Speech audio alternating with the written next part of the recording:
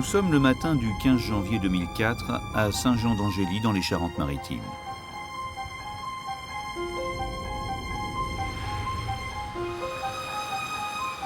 Corinne, 36 ans, et son mari, Eric, 40 ans, sont en train de faire des courses. À un moment, ils se séparent brièvement. Hey! Feu! Feu! Corinne doit aller à la boulangerie pendant que son mari, lui, doit retirer de l'argent au distributeur. Seulement voilà, la boulangerie est fermée. Corinne fait alors demi-tour pour rejoindre son mari, qui semble s'être volatilisé. Eric vient de disparaître.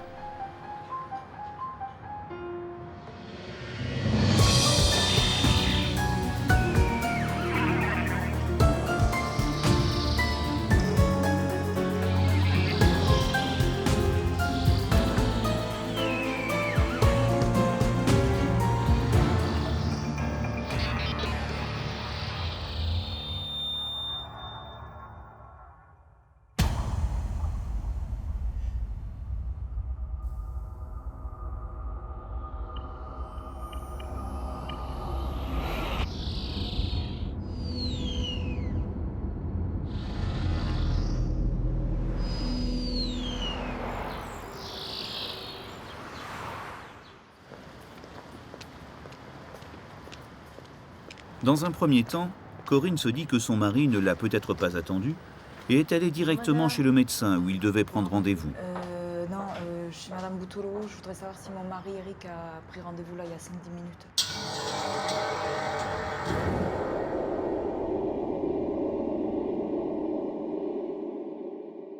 Elle est revenue sur ses pas et là, elle a constaté que son mari n'était plus dans la rue. Et c'est à partir de ce moment-là qu'elle a commencé à le rechercher. Ce jour-là, elle est ensuite allée également dans les différents bars de Saint-Jean-d'Angély où il avait l'habitude de s'y rendre. Au bout d'un certain temps, elle a pensé que son mari avait dû rentrer seul à la maison, donc elle a cessé ses recherches et elle est retournée chez elle. En fin de matinée, Corinne finit par revenir à son domicile. Entre-temps, son mari est peut-être rentré. Mais non. À la maison, la seule personne est son frère Bruno qui vit avec la famille. T'as pas vu Eric? Non, je pas vu Eric. Parce qu'on était à Saint-Jean-d'Angély, là, on est parti faire des courses. Et quand on s'est rejoint, il était pas là, quoi. J'étais persuadée qu'il était arrivé, que tu l'avais vu. Non, je l'ai pas vu, non. Il a dû se barrer, alors. Bah non, mais... Toute la matinée, j'ai cherché. T'as été voir les gendarmes? Non. Bah vas-y, bah appelle-les. Je vais passer un coup de fil après, puis je passerai demain. De fait, après déjeuner, Corinne décroche son téléphone pour prévenir la gendarmerie de la disparition de son mari. Gendarmerie, bonjour. Oui, bonjour. Ok, c'est noté. Au revoir.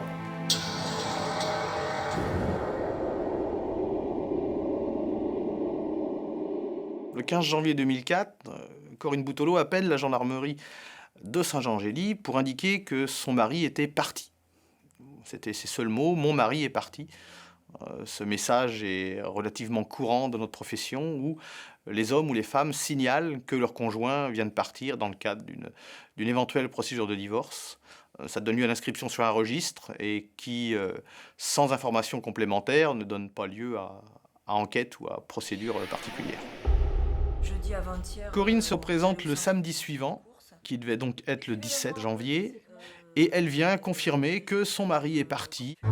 Cette fois, elle est plus inquiète et fournit aux gendarmes un signalement assez précis de son mari. Et il porte des lunettes. Un blouson? Non, un pull. 6 jours plus tard, le 21 janvier 2004, c'est au tour du père d'Eric de s'inquiéter auprès des gendarmes de la disparition inattendue de son fils. Il explique qu'il s'entend très mal avec son fils, au regard de ses problèmes d'alcool, mais qu'il estime pas normal que son fils ait pu partir du foyer conjugal. Et donc, il nous met en alerte et il dit « Pour moi, cette disparition est inquiétante ».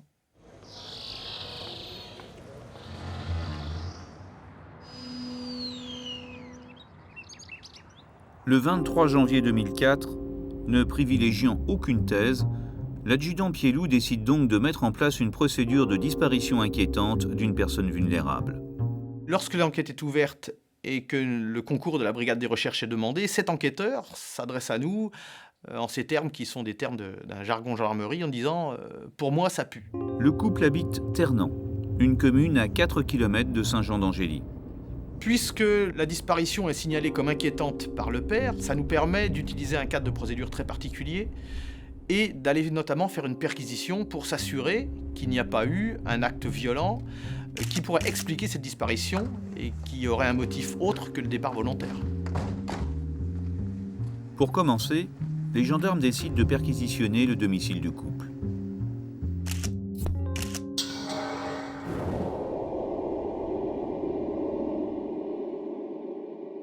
Pour la perquisition chez elle, j'étais là. Et voilà, ils n'avaient rien trouvé. J'étais là. Perquisition vaine. Ils ne trouvent aucun indice, aucun élément permettant de confirmer ou d'infirmer une hypothèse criminelle. Les auditions des membres de la famille nous ont effectivement permis de comprendre comment fonctionnait le cercle familial. Le couple est marié depuis 13 ans. Éric est éboueur et, disons, plutôt grande gueule. Tu fermes ta gueule et tu manges ta soupe. Corinne, elle, est généralement femme au foyer. Ils ont eu 3 enfants, Marie-Catherine, 15 ans, Simon, 13 ans, et Océane, 9 ans. Éric est également le père de Cindy, 18 ans, issue d'un premier mariage et qui ne vit pas avec eux. En revanche, Wilfried partage leur quotidien. Wilfried, tes coudes. Corinne l'a eu il y a 17 ans avec un autre homme. Coudes. Éric a reconnu Wilfried et le considère comme son propre fils. Enfin, il y a Bruno, le frère de Corinne. Il a 33 ans et loge dans une chambre à l'étage. Il occupe un poste d'employé dans une entreprise locale. Dégueulasse, la soupe. Corinne gère les 2 salaires de son frère et de son mari. Tout est mis en commun.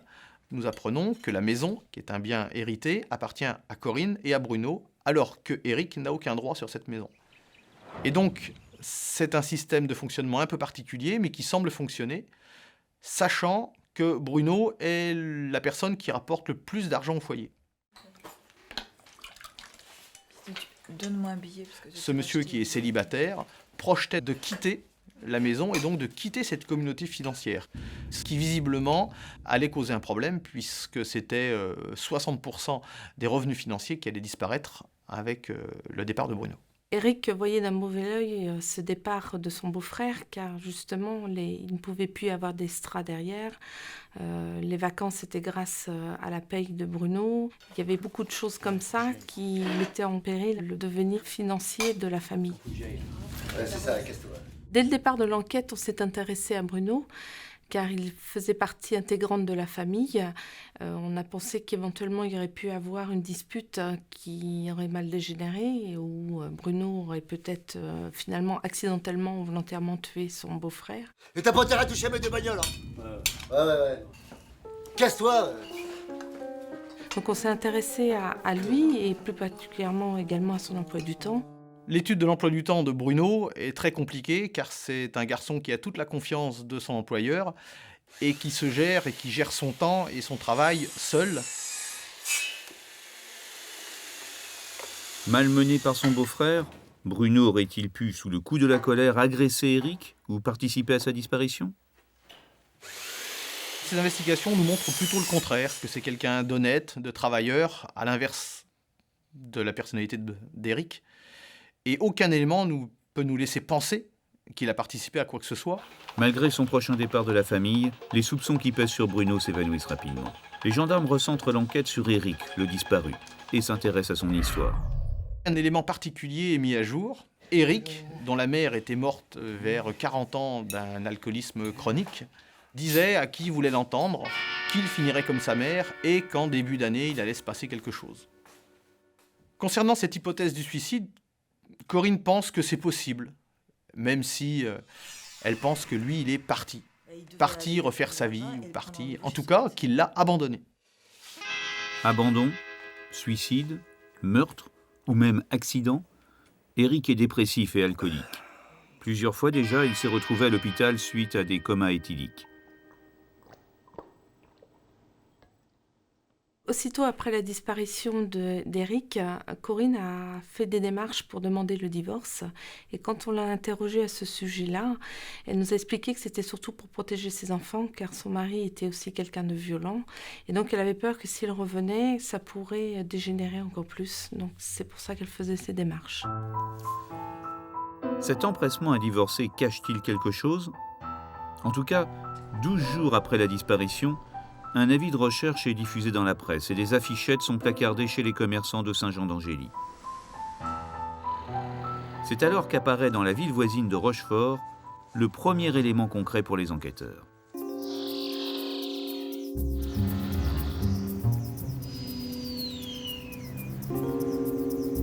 Allô, bonjour, oui, c'est Corinne Boutolo. Je vous appelle là parce que je viens de recevoir un courrier de la mairie de Rochefort et ils ont trouvé le portefeuille de mon mari dans la ville. Le portefeuille de son mari avait été rapporté aux objets trouvés. Elle ne se rend pas à Rochefort, nous remet la lettre et c'est nous qui faisons cette démarche dans le cadre de l'enquête.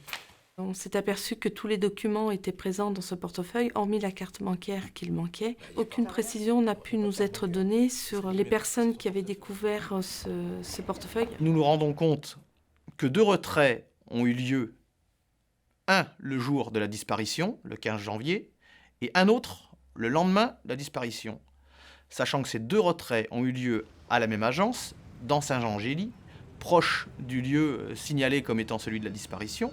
Malheureusement, les retraits ont été effectués à un guichet dépourvu de vidéos de surveillance. Impossible donc de savoir qui a réellement utilisé la carte bancaire. Nous prenons le listing des personnes qui ont fait des retraits jusqu'à une demi-heure avant le retrait étudié et une demi-heure après le retrait étudié.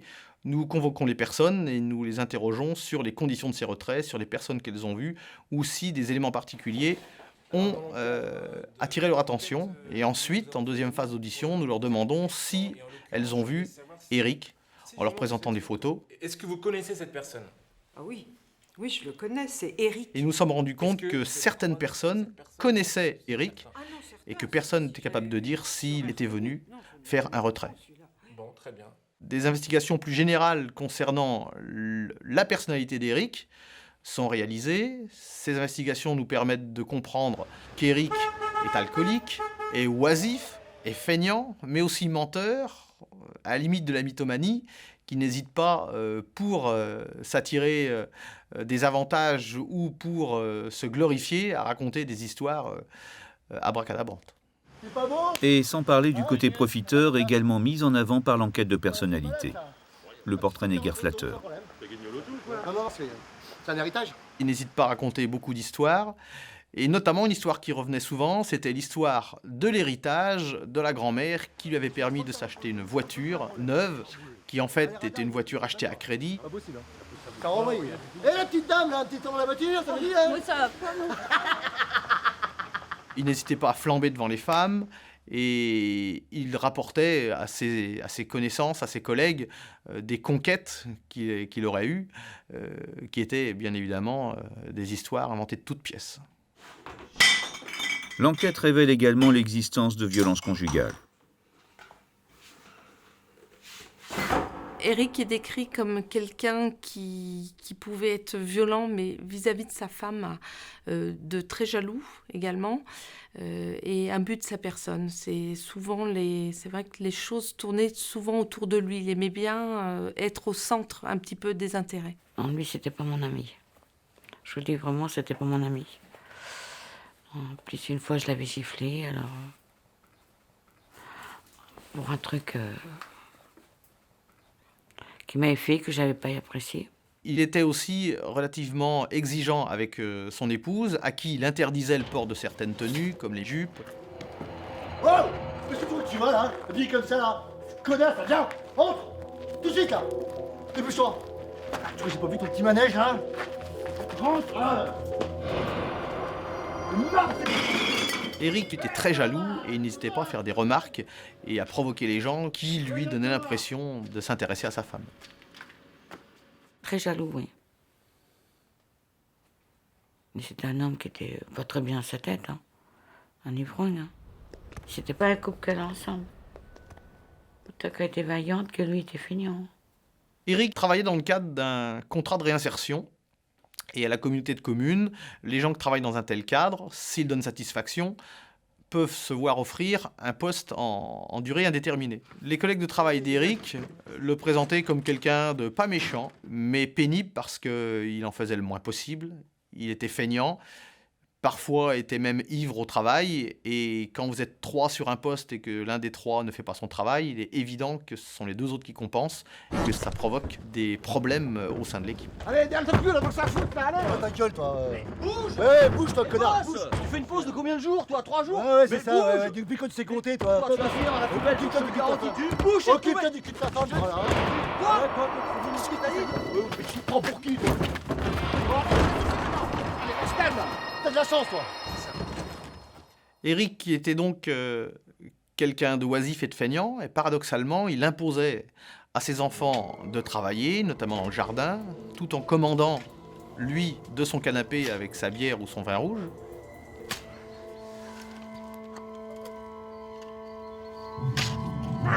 Oh! Hé, bande de feignasses, là, au boulot! On se finit avant ce soir! Bruno, le frère de Corinne, en revanche, est apprécié des enfants. Souvent, il joue les protecteurs. Les enfants ont été entendus et leurs auditions nous confirment un peu ce que l'on savait, que leur père était oisif, qu'il ne s'occupait de rien, qu'il était un despote à la maison, qu'il buvait beaucoup, et surtout, l'absence de leur père ne semble pas, en ce qui concerne certains des enfants, les troubler, et au contraire, ils semblent s'en satisfaire. Après 4 mois d'investigation, les conclusions de cette enquête montrent qu'Éric ne s'est vraisemblablement pas suicidé, que s'il est parti, il n'a laissé aucune trace, qu'il n'utilise pas ses moyens de paiement, ce qui ne colle pas du tout avec sa personnalité. Et donc, une fois ces comptes rendus faits au procureur de la République, il décide de saisir un juge d'instruction et nous commençons une nouvelle phase d'enquête dans le cadre de l'ouverture d'une information judiciaire pour toujours le même motif qui est la disparition inquiétante, mais dans le cadre d'une commission rogatoire délivrée et dirigée et contrôlée par le juge d'instruction.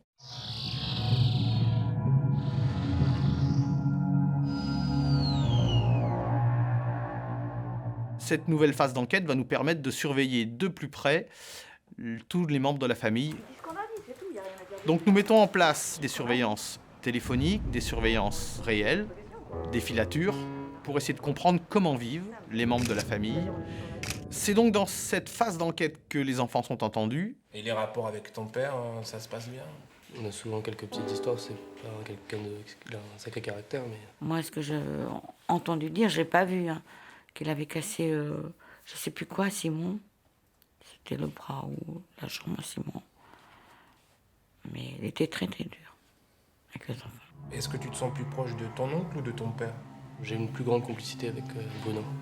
Le 15 janvier 2004, tu te rappelles où tu étais? L'audition des enfants n'apporte rien de neuf. Elle confirme juste que seuls Simon et Océane étaient présents le jour de la disparition. Pour les enquêteurs, l'élément nouveau vient en fait des écoutes téléphoniques.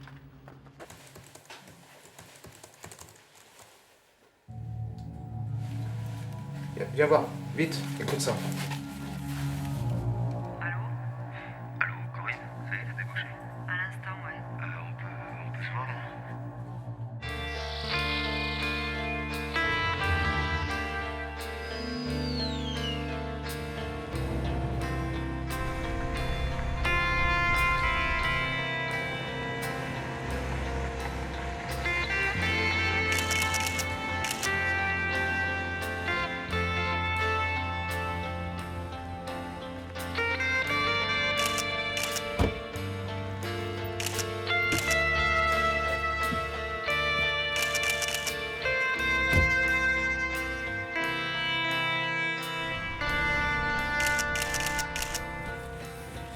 L'apparition d'un amant dans la vie de Corinne nous laisse tout simplement envisager une des hypothèses les plus classiques, qui est le meurtre par l'amant ou par la femme du mari gênant.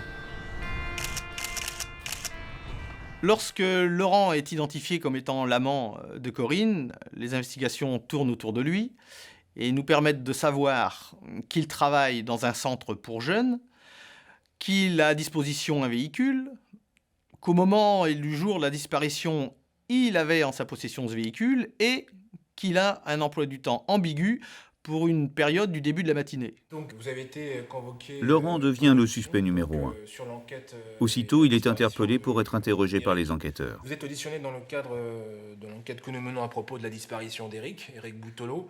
J'ai quelques questions à vous poser. Tout d'abord, je voulais savoir si vous connaissiez la famille Boutolo. Non. Il semblerait qu'à la fin des années 90, une première liaison qui a dû être interrompue était née et que cette relation avait pu reprendre peu de temps avant la disparition d'Éric. Et vous connaissez Corinne Boutolo? Comme ça, de vue. Il nie la relation passée, mais il nie également avoir revu Corinne depuis la fin des années 90. Pourtant, nous avons des témoins qui attestent que vous avez une relation avec elle. C'est n'importe quoi. J'ai pas de relation avec elle. Et qu'est-ce que je fais là-dedans? De toute façon, vous n'avez pas le corps. Aucune question en ce sens lui a été posée.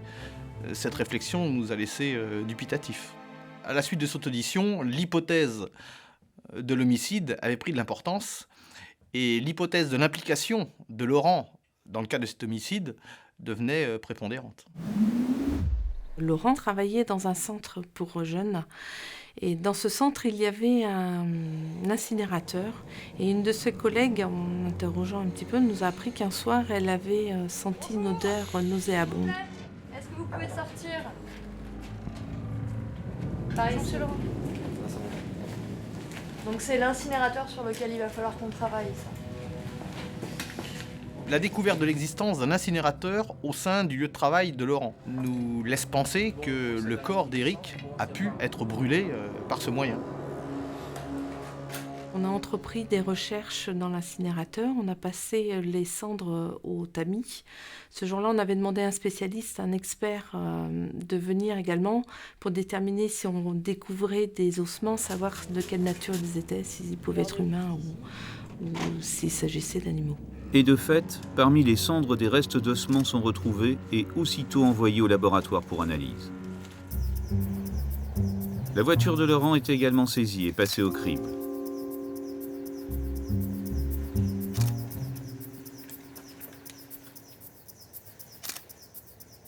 Nous avons recherché des traces à l'intérieur et découvert 2 traces de sang. Bien évidemment, nous avons fait une relation immédiate sur la possibilité que le véhicule ait servi à transporter le corps d'Éric. L'enquête paraît avancer rapidement. À la recherche de nouveaux indices, les gendarmes reviennent une nouvelle fois au domicile de la famille.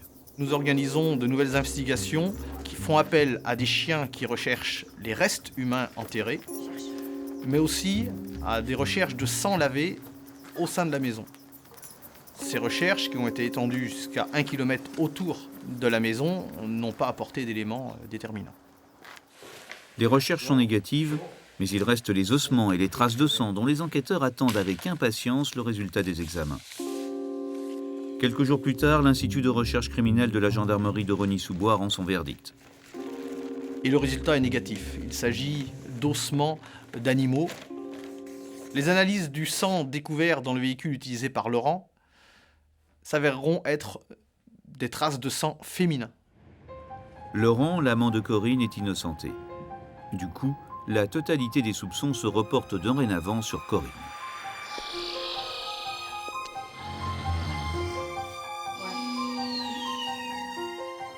Un an après le début de l'enquête, les investigations nous ramènent à Corinne. Le sentiment sur le rôle de Corinne est partagé au sein des enquêteurs de la brigade des recherches de Saint-Jean-Gély. Et beaucoup d'incohérences restent à éclaircir. Et nous commençons à penser qu'il va falloir poser quelques questions à Corinne pour qu'elle s'explique sur ces incohérences. L'adjudant Pielou a réussi à convaincre le juge d'instruction qu'on était plutôt dans le cadre d'un homicide qu'une disparition. Une nouvelle information judiciaire est ouverte pour homicide volontaire.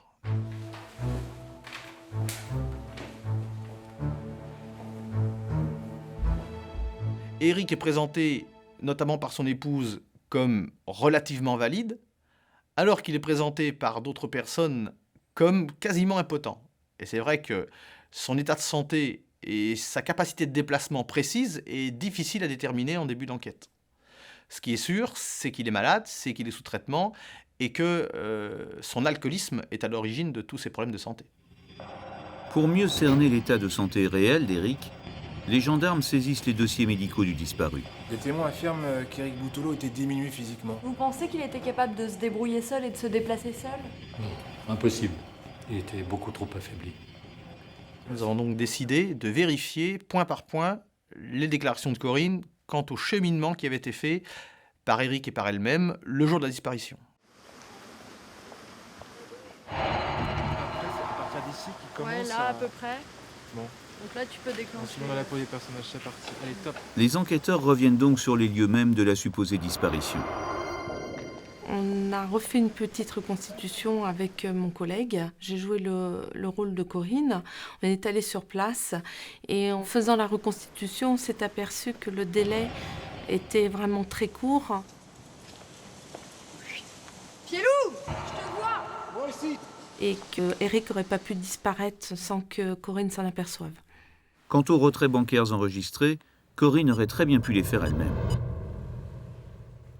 L'avancée des investigations nous montre aussi que Corinne, le 16 janvier, donc le lendemain de la disparition, se trouvait à Saint-Jean-en-Gély, puisqu'elle avait rencontré jusqu'à 15h une assistante sociale.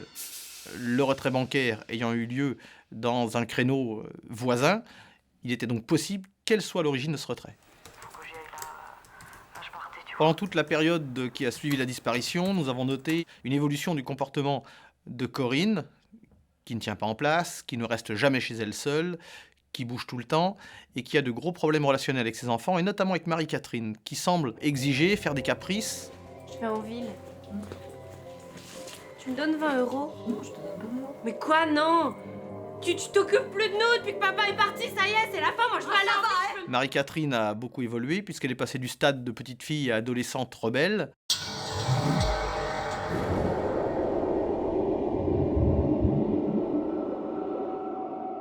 Il est évident que Marie-Catherine, elle a compris qu'il s'était passé quelque chose et que sa mère était à l'origine de ce quelque chose. Bon. Ça a abouti à une relation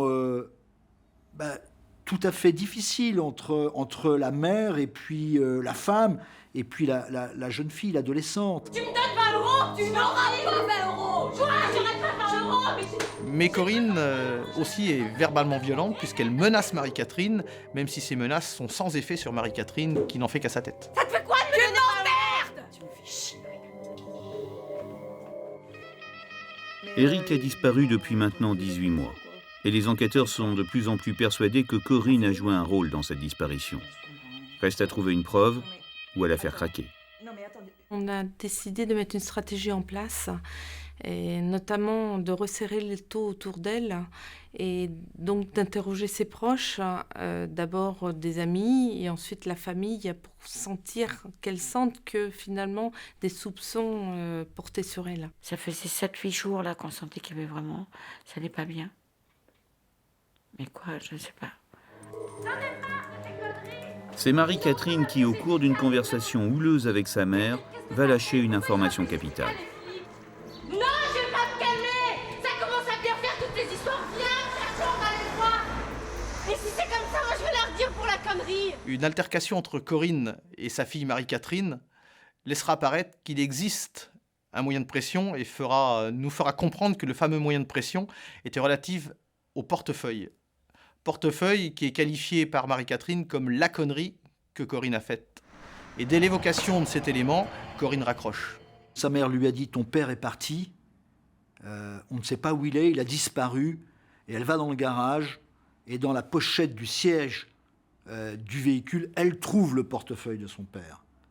Et bien évidemment, dans sa tête de jeune fille, d'adolescente, elle se dit « mon père, il n'est pas parti avec ses affaires en oubliant son portefeuille ».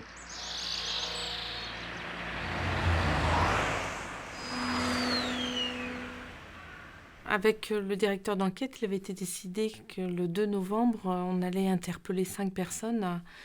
Wilfried, Marie-Catherine, Corinne, Bruno et Laurent. Et ce jour-là, donc, j'étais chargée de l'interpellation de Corinne. Donc, avec un collègue, on a décidé d'interpeller Corinne, mais quand elle sortirait de chez elle, afin de ne pas trop traumatiser les enfants. Donc, on a suivi le véhicule et dans le centre-ville de Saint-Jean-d'Angély, on a interpellé Corinne qui partait aux champignons avec sa copine Christelle. On s'arrête. Madame Boutolo, vous sortez du véhicule, s'il vous plaît. Je lui ai notifié ses droits et je lui ai tout de suite avisé qu'elle était placée en garde à vue dans le cadre d'un homicide. Je me disais, il y a quelque chose qui ne va pas.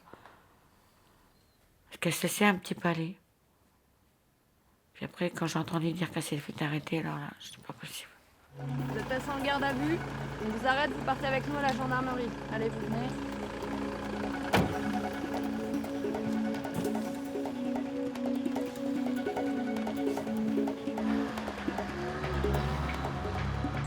L'audition de Corinne a été confiée à l'adjudant Bovino, car nous avons pensé que si Corinne avait subi des brimades, c'est si elle avait commis l'irréparable pour se débarrasser d'un mari gênant, elle serait plus à même de se confier à une femme qu'à un homme.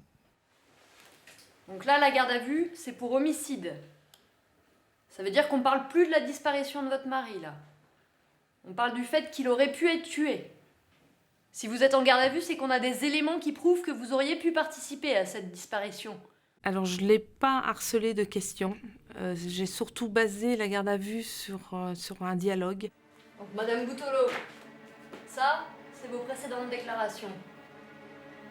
C'est tout ce que vous nous avez déclaré. Là, je lui fais monter son anxiété. Je mets en avant tous les mensonges qu'elle a pu nous donner ou donner à son entourage au cours des 2 ans d'enquête. Le portefeuille, il est arrivé tout seul. Corinne reconnaît que c'est elle-même qui a été apporter le portefeuille à Rochefort, car elle voulait un petit peu mener les gendarmes sur une autre piste et que les soupçons s'éloignent d'elle. Surtout, ce qui l'a amenée à parler, je crois, c'est de savoir que ses enfants étaient également en garde à vue et qu'il était nécessaire qu'elle nous donne une version, au moins un début de vérité, pour qu'on puisse déterminer que ces enfants n'étaient pas en cause dans la disparition de leur père.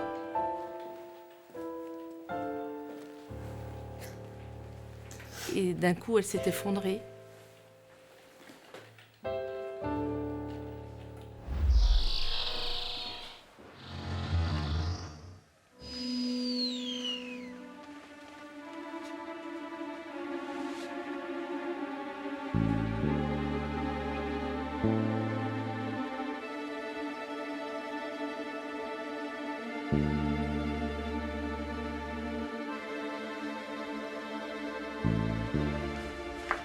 Corinne me raconte que le matin du 15 janvier, quand elle s'est levée, elle s'est aperçue que son mari était décédé sur le canapé.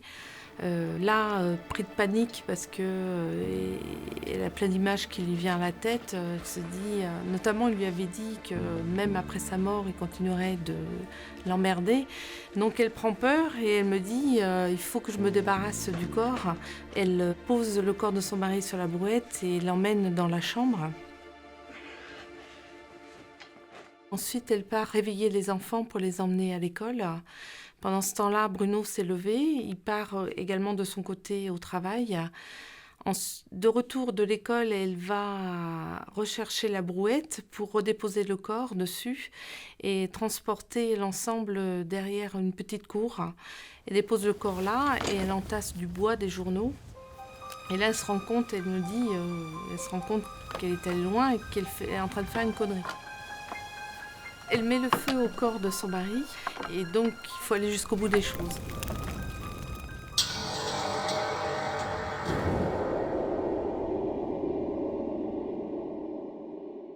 Elle le fait brûler sans pour cela mesurer tous les tenants, les aboutissants de ce que ça peut renvoyer en fait. Hein. C'est nous extérieurement qui effectivement trouvons cette attitude totalement, c'est quelque chose d'horrible, de monstrueux. Et dans le même temps, la crémation fait partie aussi des rituels peuvent exister, mais c'est vraiment dans l'idée de se débarrasser du corps et que lui ne soit plus là devant ses yeux, en fait. Au cours de l'après-midi, elle va continuer à alimenter le feu pour que le corps continue à brûler, puisqu'il a du mal à brûler. Elle va également récupérer ses enfants, qui eux ne s'apercevront de rien. Et le soir, alors qu'il fait nuit, elle retourne auprès du foyer, elle retire plusieurs morceaux de chair qu'ils n'ont pas consumés pour les laisser refroidir derrière une tôle. Et le lendemain matin, elle retourne les chercher, les mettre dans un sac poubelle et les amener près d'un conteneur à ordures au plan d'eau de Saint-Jean-d'Angély. Personne ne vous a aidé ? Personne. Autre point également à éclaircir, c'était est-ce qu'elle a agi seule ou est-ce qu'elle avait un complice ? Un élément resté troublant dans cette enquête, c'était comment Corinne avait pu transporter ce corps de 90 kilos pour le faire disparaître. C'est pourquoi une mise en situation a été programmée par adjudant Bovino pour essayer de comprendre comment Corinne avait pu transporter le corps. Madame Boutolo, vous avez déclaré que vous avez trouvé Éric mort. On avait l'impression qu'elle revivait la scène, quoi. Elle était avec sa brouette, elle nous disait bon là c'était pas à cet endroit-là, il faut pousser ça, et on la voyait vraiment un peu en transe, quoi. C'est là où on s'est aperçu qu'elle ne nous mentait pas, au moins sur ce plan-là, quoi. On voit, quand on nous raconte, elle se sent soulagée un peu plus, quoi.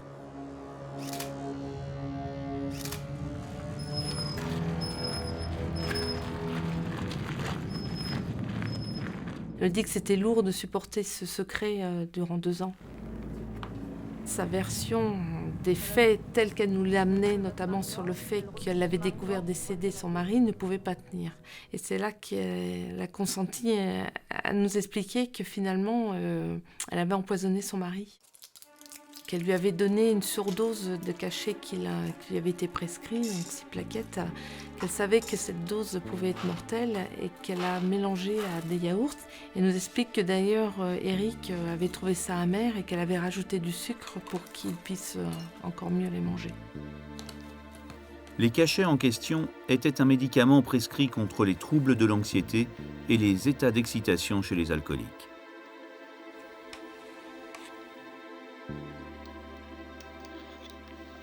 Sur le moment, moi je crois que c'est pas trop réfléchi ni pensé, hein. Il y a quelque chose là aussi d'assez qui se met en acte très rapidement. Le corps est là.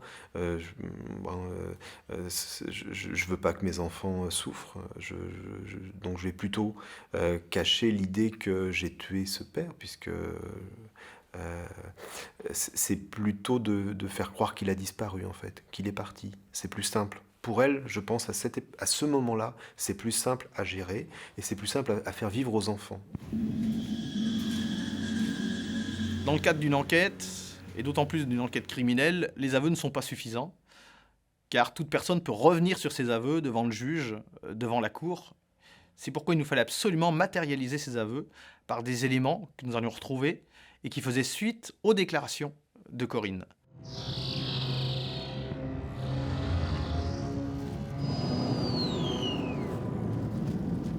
La configuration de la propriété est celle-ci. Ma main représente la maison. Derrière, un jardin clôturé et devant, un pré. Corinne s'est donc débarrassée du corps de son mari en le sortant par le jardin, en le faisant brûler dans le jardin, puis en balayant les restes qu'elle a été emmenée devant, au bout du pré. Et c'est là que nous avons opéré les fouilles qui nous ont permis de découvrir les derniers éléments qui confirmait qu'il s'agissait des restes du corps d'Éric. Un système particulier a été mis au point pour tamiser 10 mètres cubes de terre. Ce tamisage nous a permis de découvrir des fragments d'os, des dents. Toutes ces choses ont été saisies, scellées et envoyées directement au département anthropologie de l'Institut de recherche criminelle de la Gendarmerie nationale à Rosny-sous-Bois. 3 scellés contenant des ossements sont envoyés à l'expert Jean-Noël Vignal. L'objectif, confirmer qu'il s'agit bien des restes d'Éric.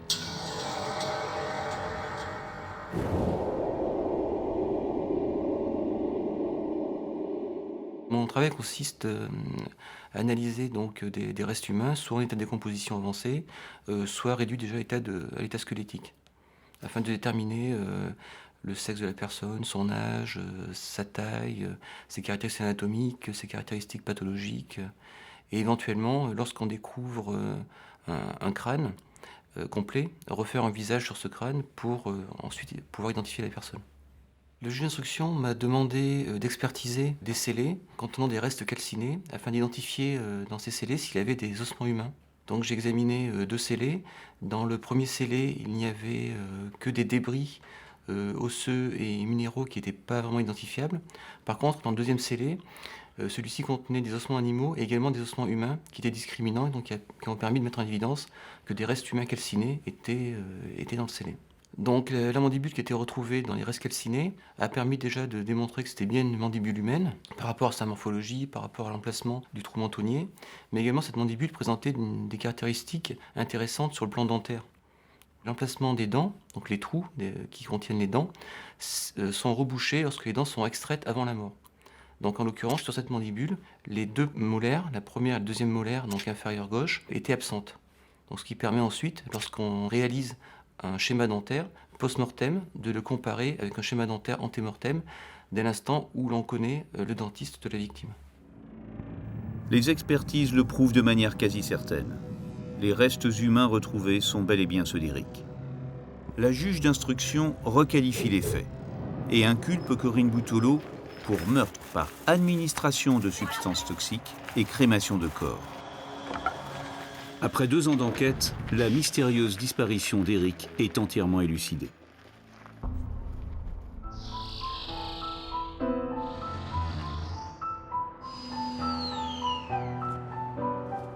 Le 5 février 2008, le procès de Corinne Boutolo s'ouvre devant les assises de Charente-Maritime à Saintes.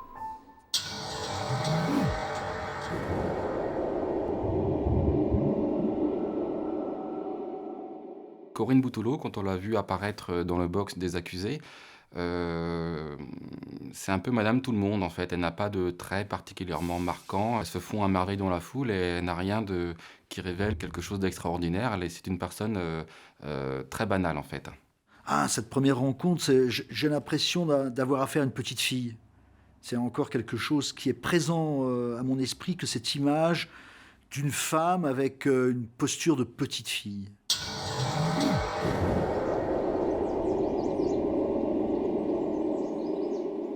Corinne m'a laissé l'impression d'une femme qui n'avait pas beaucoup de retour sur ce qu'elle avait fait, qui, à l'audience, attendait que ça passe.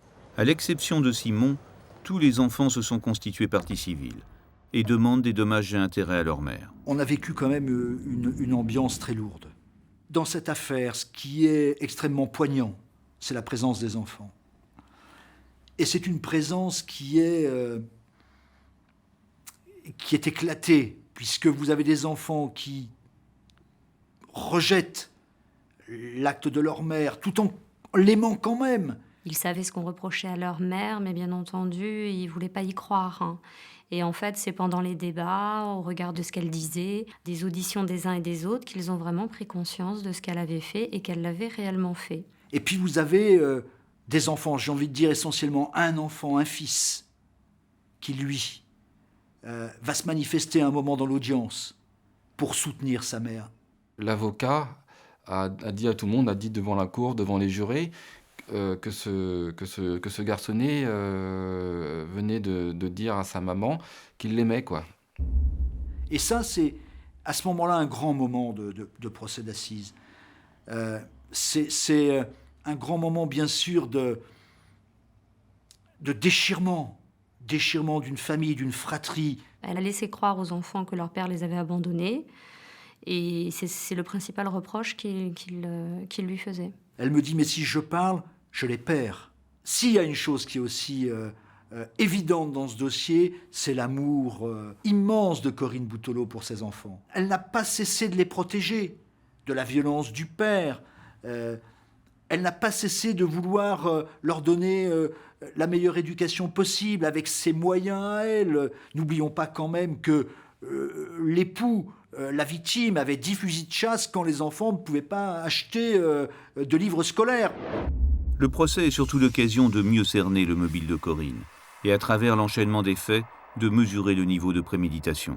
Elle lui a préparé le matin du 14 janvier une tasse de chocolat qu'il lui a jeté à la figure comme ça. Donc la journée a très mal commencé. Ça résume un petit peu 18 années de vie commune peut-être. La réalité, c'est-à-dire la conscience des choses, est assez détériorée à ce moment-là. Donc on peut effectivement tuer en fait. Mais pas tuer dans l'intention de tuer, mais bien tuer pour se débarrasser. C'est comme cela qu'il faut expliquer le geste meurtrier de Corinne Boutolo.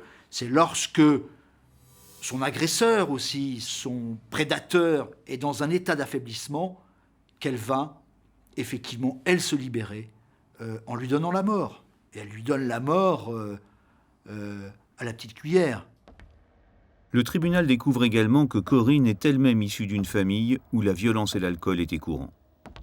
Les parents qui se sont séparés lorsqu'elle avait une dizaine d'années, un père avec des conduites alcooliques très extrêmes, puisqu'il y a de la violence, il y a de la maltraitance. Je pense qu'elle est très gênée d'avoir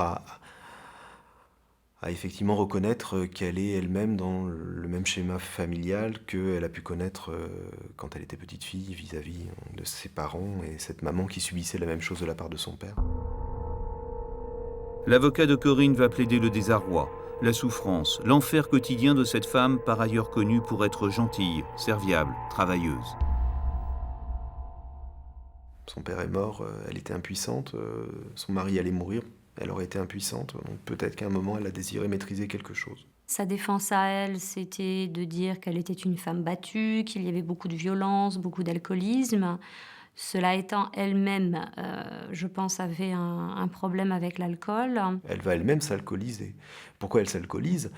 C'est pour essayer d'oublier justement ce retour-là, c'est-à-dire le retour de Eric, qui revient vraisemblablement de temps en temps la hanter d'une certaine manière. Elle avait dit lors des débats, et c'est ce qui m'avait motivée dans ma plaidoirie, qu'elle avait fait ça pour ses enfants. Elle voulait tout pour ses enfants. Elle se privait pour ses enfants, c'est de passer les permis à ses enfants, qu'ils aient une bonne situation. C'était ça. Pour elle, c'était ses enfants. Ils passaient avant elle. Ça me paraissait important, dans ma plaidoirie, de démontrer tant à l'accusé, mais aussi aux enfants, et bien que c'est horrible de dire une chose pareille, parce que c'est leur faire supporter la culpabilité. Elle s'en décharge sur ses enfants, sans se soucier de ce que ça peut leur faire. Le procureur, lui, n'est guère enclin à l'indulgence. Il requiert 20 années de réclusion criminelle, en s'appuyant notamment sur la destruction du corps. À ses yeux, une circonstance très aggravante. Alors quand l'accusé brûle un corps, généralement, c'est vrai que je pense que pour les jurés, dans l'esprit de tout le monde, on est à un autre stade. Il y a le feu, quelque part, le feu de l'enfer qui est passé par là. Elle a fait son geste à lui. Parce que je me rappelle, lui, à des trucs de chasse, il disait moi, de toute façon, c'est un gars qui vient dans ma cour, si je viens le tuer, même les gendarmes ne le trouveront jamais. Parce que je le fais brûler, ils ne trouveront jamais son corps. C'est ce qu'il disait, c'était ses paroles à lui. Après, tu te dis, mince, elle a fait ce que lui disait toujours qu'il allait faire. À l'issue des 2 heures de délibération, verdict des jurés, 15 années de réclusion criminelle. J'ai trouvé que la peine était juste, même si elle paraissait peut-être sévère, de ce que j'ai pu en entendre autour de moi au moment où ça a été prononcé. 15 ans. Je l'ai trouvé très lourd. Je l'ai trouvé très lourd. Parce que pour moi, il ne correspondait pas au vécu de cette femme tyrannisée. Je crois que le verdict aurait été différent si elle n'avait pas fait brûler le corps. Corinne n'a pas fait appel du jugement. Aujourd'hui, elle purge sa peine à la prison des femmes de Rennes. Vous faites appel ou pas ? Non. Et elle n'a pas varié. Jamais, à aucun moment. Non. Je ne veux pas faire appel. J'ai fait trop de mal à mes enfants. Je ne veux pas qu'ils revivent ça. Ce qui m'a marqué le plus dans cette enquête, c'est que finalement, elle aurait pu commettre le crime parfait si le jour de la découverte de son mari, elle avait contacté soit les pompiers, soit les médecins. Je pense que lui-même, que cette mort serait passée inaperçue puisqu'il avait déjà eu plusieurs problèmes de santé et que personne ne serait douté qu'elle aurait pu l'empoisonner. Imaginons que la chef de M. Seguin, elle se bat, la petite chef de M. Seguin. Elle donne des coups de corne. Et à un moment, le loup, il prend un coup de corne, il est à moitié sonné ou il est un peu fatigué, il se dit « Oh merde, je la mangerai demain matin ».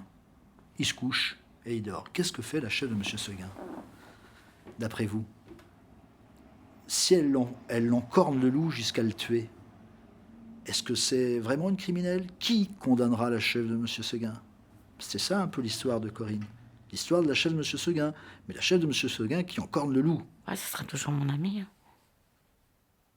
Moi, si elle sortait et puis qu'il n'y a personne qui la prendrait, je la prends. J'ai toujours dit à ses enfants, même à mon ami, hein. J'ai dit, cette fille, si elle sort, moi je la prends.